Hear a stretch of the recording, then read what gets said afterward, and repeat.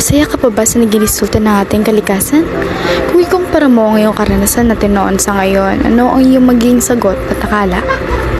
Pag-uusapan natin ngayon ng climate coverage o sa madaling salita, ito yung balitang paukol sa ating inang kalikasan na paunti-unting binabawi ang kagandahan at tayo rin ang may kagagawan. Kung noon, hindi pa gaanong karamihang issue tungkol sa ganitong balita at nakakalabas pa tayo at nakakalanghap ng sariwang hangin. Ngunit, ngayon marami na at karumal-dumal pa.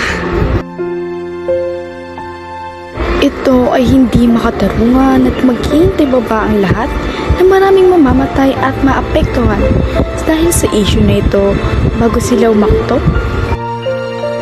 Tila ba'y walang disiplina na nakuha sa bahay. Hindi lamang moral ang pinag-uusapan dito, kundi ang pagiging bayani pagdating sa kapaligiran. Ang kalikasan ay dapat alagaan, hindi pabayaan.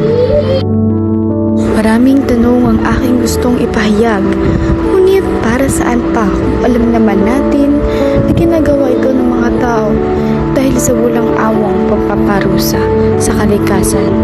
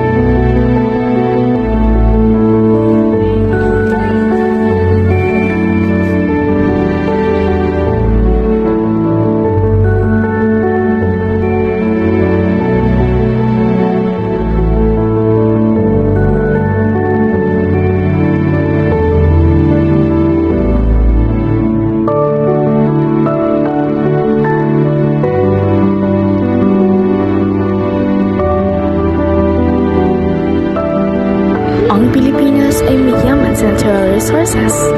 Huwag na natin yun ipagkaila at lalo pat alagaan para sa susunod na henerasyon.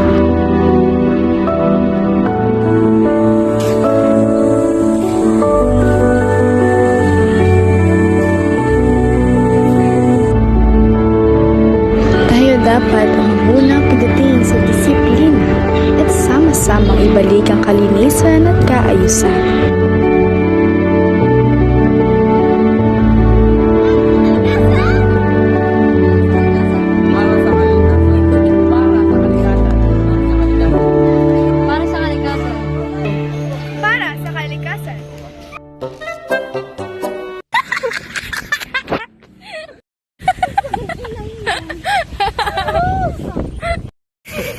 Video. Ay, hiso! Para sa kalisa.